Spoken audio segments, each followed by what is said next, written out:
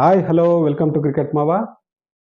T20 world cup విజయం తర్వాత హార్దిక్ పాండ్యా ఆ ఫైనల్ మ్యాచ్లో వేసిన ఒక అద్భుతమైన ఓవర్, అదేవిధంగా హార్దిక్ పాండ్యా యొక్క పర్ఫార్మెన్స్ చూసిన తర్వాత ఖచ్చితంగా టీ20స్లో ఎప్పుడైతే విరాట్ కోహ్లీ, రోహిత్ శర్మ రిటైర్మెంట్ ఇచ్చారో వాళ్ళకు తోడుగా రవీంద్ర జడేజా కూడా తను రిటైర్మెంట్ ఇచ్చారు కాబట్టి ఇక్కడ టీ20స్కి సంబంధించి ఒక కెప్టెన్ నియామకం అయితే జరగబోతుంది.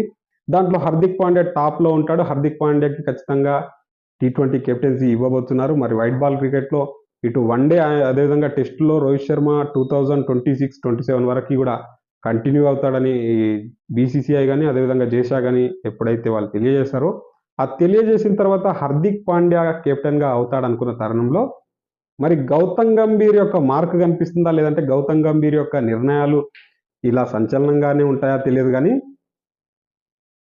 ఎప్పుడైతే హార్దిక్ పాండ్యా కెప్టెన్సీ రేజ్లో ఉన్నాడో ఆ రేజ్ నుంచి హార్దిక్ పాండ్యా కాస్త వెనకబడిపోయి సూర్యకుమార్ యాదవ్ని టీ20 పర్పస్లో తనని కెప్టెన్గా నియమించేస్తున్నారు అని చెప్పేసి వార్తలు అయితే వస్తున్నాయి. మరి దానికి సంబంధించి అగార్కర్ అదేవిధంగా గౌతమ్ గంభీర్, రోహిత్ శర్మ వీళ్ళందరూ కూడా హార్దిక్ పాండ్యాతో చర్చలు అయితే జరిపినట్టుగా మనకు వార్తలు వస్తున్నాయి. అదేవిధంగా సూర్యకుమార్ యాదవ్ని టీ20 ఏదైతే 26లో ఇండియా శ్రీలంక వేదికలుగా జరగబోతున్న టీ20 వరల్డ్ కప్ ఉందో ఆ వరల్డ్ కప్ వరకు కూడా సూర్యకుమార్ యాదవ్ని కెప్టెన్గా కొనసాగిస్తారు టీ20లో అనే వార్తలు అయితే వస్తున్నాయి. ఈ వార్తలు నిజంగా కూడా నిజం కాబోతున్నాయనిపిస్తుంది. మరి అన్ని విషయాలు చూస్తుంటే బీసీసీఐకి దగ్గరగా ఉన్నటువంటి వెబ్సైట్లు కానీ ఇవి కానీ ఈ వార్తను అయితే ప్రచారం చేస్తున్నాయి. అదేవిధంగా బీసీసీఐలో ఒక పెద్ద కూడా దీని గురించి ప్రచారం చేస్తుండు కాబట్టి మరి ఈ ప్రచారం ఎంతవరకు అనేది ఒక 2-3 రోజుల్లో ఈ చిక్కుముడైతే వీడబోతుంది. మరి హార్దిక్ పాండ్యాకి తన ఫిట్నెస్ పరంగా కానీ అదేవిధంగా తను ఎప్పుడు ఇంజురీ అవుతాడో తెలియదు, అదేవిధంగా ఎప్పుడు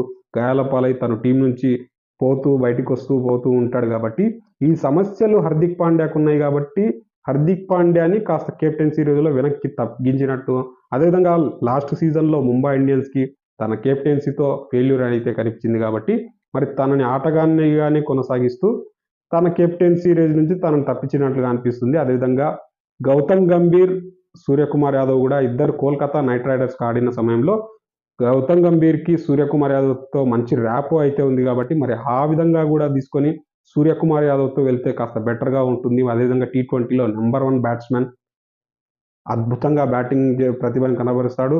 తను కెప్టెన్గా కూడా చేశాడు. గతంలో టీ20లో రోహిత్ శర్మ వీళ్ళందరూ రెస్ట్ తీసుకున్న టైంలో తను కెప్టెన్గా కూడా చేశాడు. ఆస్ట్రేలియాతో జరిగిన సిరీస్లో 4-1తో తను విజయం సాధించాడు.